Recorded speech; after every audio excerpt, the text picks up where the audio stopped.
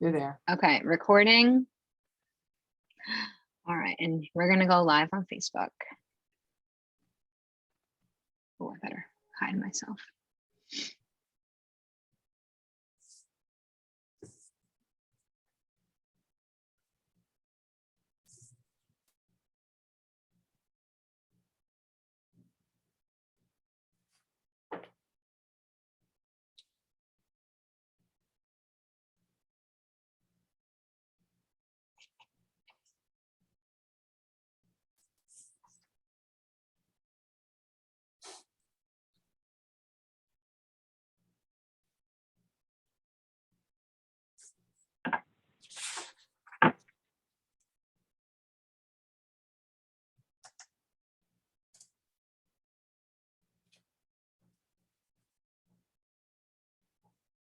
Okay.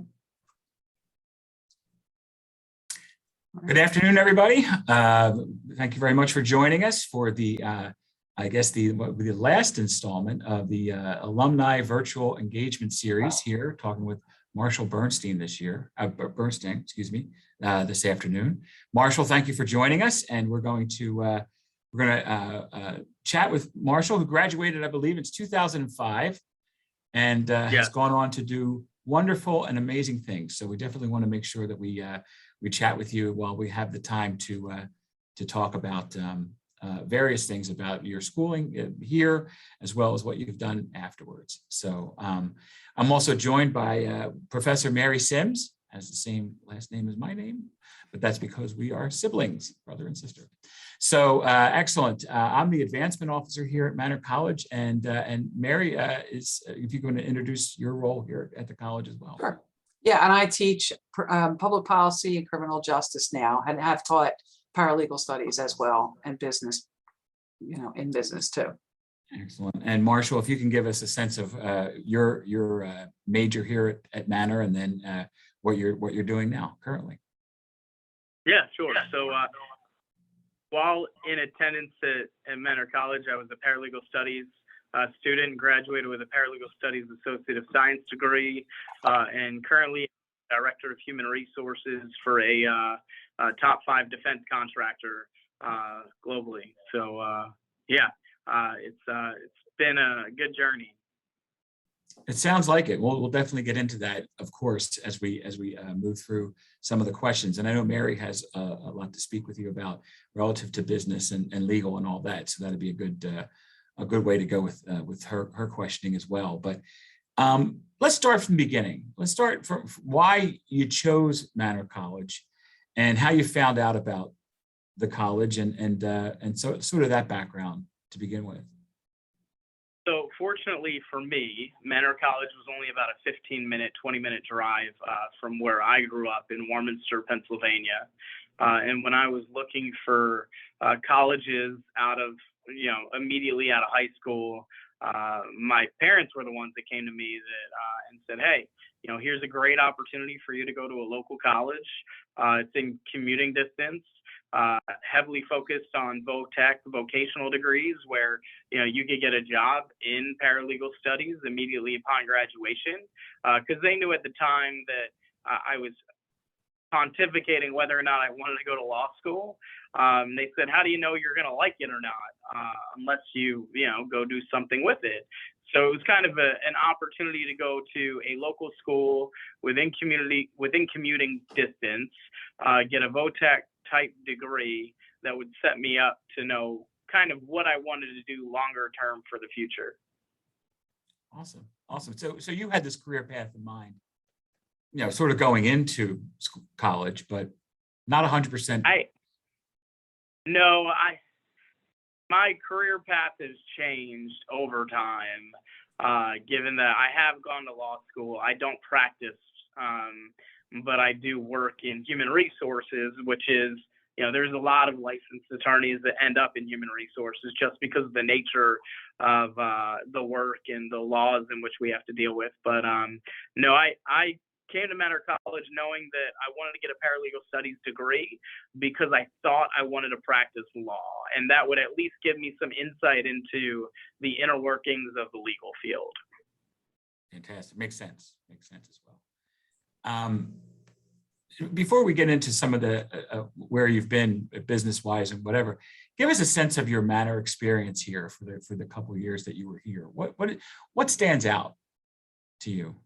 Yeah, so my Manor experience was great. You know, I, of course, went to Manor College when it was only a 2-year college, but there were a lot of extracurricular activities that I was able to join and lead and become personally involved with. I think because the size of the community is much smaller than a larger university or larger college, even like regular community college, there was a sense of intimacy that I had with my professors within the college who were also a large part of those extracurricular activities as well. So I felt as though it was much easier to establish myself, build relationships with my peers as well as the professors, and then find out about and get involved in those local extracurricular activities on campus.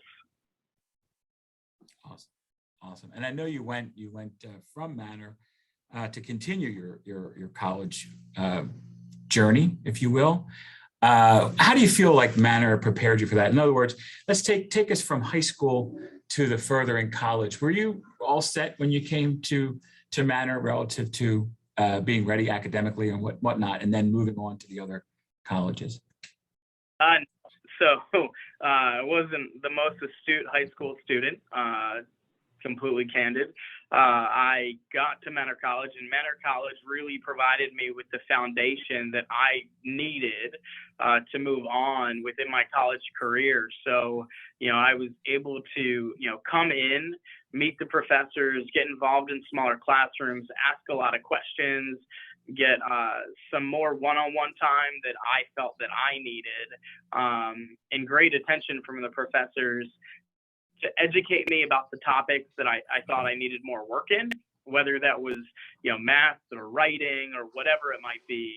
And then, you know, elevated and tweaked my skill set within a multitude of areas, which helped prepare me for transition to Cornell University, where I transferred after Manor College. So were it not for the foundation that I built at Manor, I would not have, number one, been able to get into Cornell, and number two, I would not have been able to be as successful as I were it not for, you know, building some fundamental building blocks that I didn't have an opportunity to build in high school because my focus wasn't necessarily there at the time. Understood. So Manor was an opportunity for me to reinvent myself when it came to college. Fantastic to hear. I know that a lot of folks out there, and they're, as they wrap up their high school education, are maybe thinking the same thing. I don't know where I could go to get that guidance and support that directs me a little further. And your story certainly tells that tale of how it can be done. That's fantastic. So, Mary, did you want to? Yeah, I didn't want to just break in and ask questions back and forth, but I do want to ask you a couple things about what you said. I really liked your story. We have a lot of students who feel that they may not be able to handle college and law school, but want to go to law school. Do you have any advice to them while they're at Manor College? I mean, now this is, you know, criminal justice and public policy students, and of course, you know, you can have any degree to go to law school. So that part, you know, we know, which everybody doesn't know that actually. Yeah, that's, you know, we know it because I did the same thing. I went with an American Studies degree. But is there anything that you could tell them that might give them some encouragement? Yeah, I think for me, it was taking the time to make sure that I built upon my writing skills. So, you know, I was fortunate enough to go into intro to writing at Manor College, and then I was able to move into an advanced type of writing type class. So for me, it was focusing on those skills that I didn't feel as prepared with coming out of high school, and having the teachers, provide me with the feedback that I needed during those times, I think definitely prepared me for, grad school and, matriculating onto a much more rigorous institution, even in undergrad. I would say that, be curious, inquisitive, ask questions, right?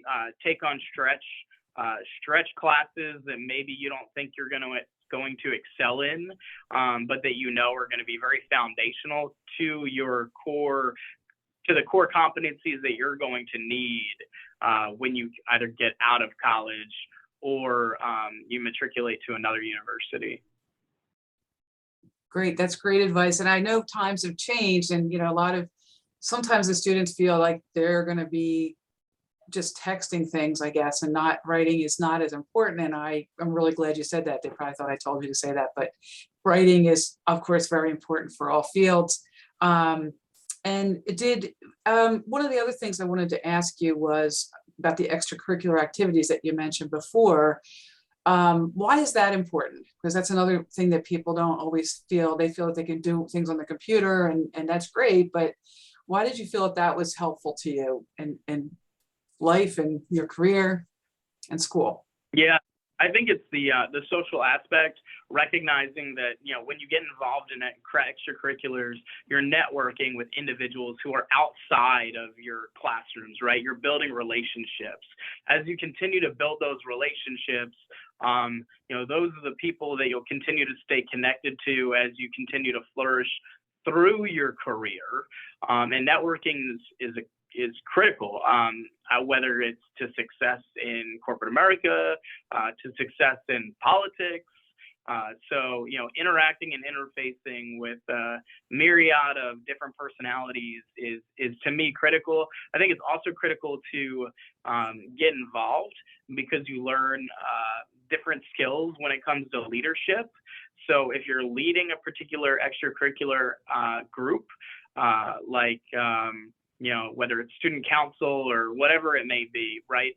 You're gaining skill sets that you could leverage if you even left school and went to become an entrepreneur or did something else, right? So extracurriculars provide a lot of value. They're also something that, other universities and colleges look at on your applications when you're looking to matriculate to see, how involved have you been? Do you bring diverse thought and breadth and experiences with you while you're coming to those other colleges or universities or matriculating into grad school?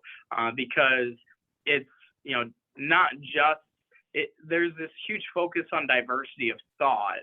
And when you're involved in a myriad of different extracurriculars, you bring different perspectives with you. Yeah, true. That's great.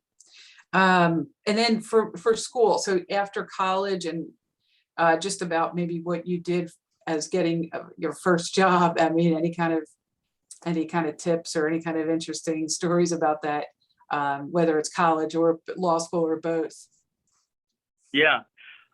So for me, I networked with as many people as I could, right? With the people that I knew who were connected to, many companies, corporations, at the time, right? I was getting out of law school and I was involved in labor relations, so unions as well. I looked at my marketable skills and I was looking at how do they translate into corporate America and any other opportunity, whether it be a nonprofit, to see where do my skills most easily translate to. Unfortunately, in 2011, the legal market was overly saturated. So I looked at the degrees that I had, and I had an undergraduate degree after I left Manor, went to Cornell, and graduated with a degree in human resources. So I kind of took a combination of my law degree and my undergrad degree and found an opportunity in labor relations, working with collective bargaining agreements and arbitrations, and picked that particular niche to get some experience in. So I focused on that as an opportunity for employment, leveraging LinkedIn, leveraging Indeed, and any type of web crawler that would help me find opportunities. It was not overly exhausting, but you definitely want to put a lot of time into the job search, regardless of your educational background, and just make sure that you're targeting a niche that you've got experience in. And I think, a large thing that people forget is co-oping and having some level of experience prior to going into the marketplace is super critical, no matter what field it's in. Thanks. You answered my next question, because I very much encourage internships, and a lot of students are working full time, and it's very hard for them to do that, but they're not working in a career-based place. And, I try to tell them that that's really good, and that's really helpful. Thank you for your insights. You definitely are someone that's actually made great in college and law school decisions. So hopefully they'll learn from that. I think with respect to the internships, we leverage interns where I work now in a way where they're getting media experience, and they're doing things that they would otherwise be doing as a new hire out of college. And a lot of companies look to convert their new hires, essentially convert their interns into new hires upon graduation. So it's an awesome opportunity to try to find a job, or at least leverage, right, when you're looking for employment, because everybody says, well, how do you get experience without experience? Well, an intern's the easiest way to get that experience. Absolutely. True. Yes, that's all I have. Thank you. Thank So you. Think of Marshall. Think about that student not yet here at Manor College, somebody who's weighing their options and maybe uncertain as to their where they plan to go or plan to study or anything. Tell me why Manor is an option that they should seek out. So I've had fortunate experience to spend a lot of time at smaller universities and institutions. Manor College, the HR school within Cornell University, law school. The colleges that I attended always had no greater than maybe 800 students at a given time. And to me, that was always very important, because I got a lot more attention from the professors on an ad hoc basis. Yes, professors may have office hours and they may provide limited access, at times at all of these different schools, but I never felt limited in my interactions. And whenever I needed help to grow and develop throughout my education, and in complete candor, there were mathematics tests that I had to take upon matriculating into Cornell University, and my calculus professor at Manor College at the time, Jane Zagostowski, spent time providing me with, I wouldn't say tutoring services, but, gave me some textbooks and some core skills to work on throughout the summer before matriculating, in order to make sure that I was most apt and prepared for the courses that I was going to take at Cornell. So because of the small community, I feel like there's just a lot more opportunity for growth, focus on your own future development, whether it's transfer counselors or professors. There's just a heavy focus and a sense of caring that you get from the people that work at Manor College about where your future is going to take you. Thank you very much for that answer. Great, And Liz. thank you for the shout out to Jane, who is now on our board of directors. So fantastic. You people never really leave Manor College. We just find something else good, something else for you to do at a greater capacity. So that's excellent. Thank you. And thank you for that, because I think that as we look at our admissions team will sometimes take these videos and share them with prospective students. And I think they need to know what it is that we offer here that's a lot more robust than some of the larger schools, even, where you could get necessarily lost in the crowd. So thank you for that. I actually I'm wrapped up on this, Mary, if you are as well. We can sort of see if there's any last thoughts, Marshall, of either your experience or how you would want to leave, the message you would want to leave. No, I think for me, it's just making sure that future prospective students recognize that Manor College gave me the foundation that I needed at the time to become successful in my academics and, set the foundation for my future career as an HR director. And because of the, personal environment in which it is, I've maintained a lot of relationships over the years and had a lot of opportunities to go back and visit with, prior professors, and I still keep in touch with quite a few of them. And it's definitely a great stepping stone to whatever your next step is.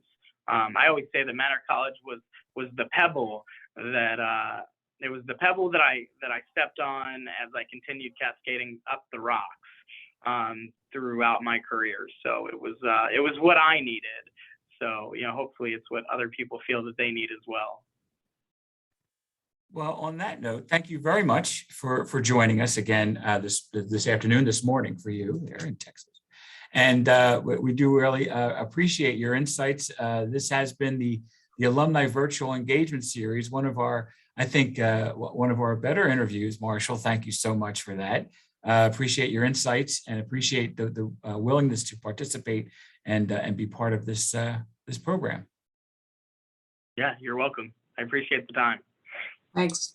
Thank you. Thank you. All right.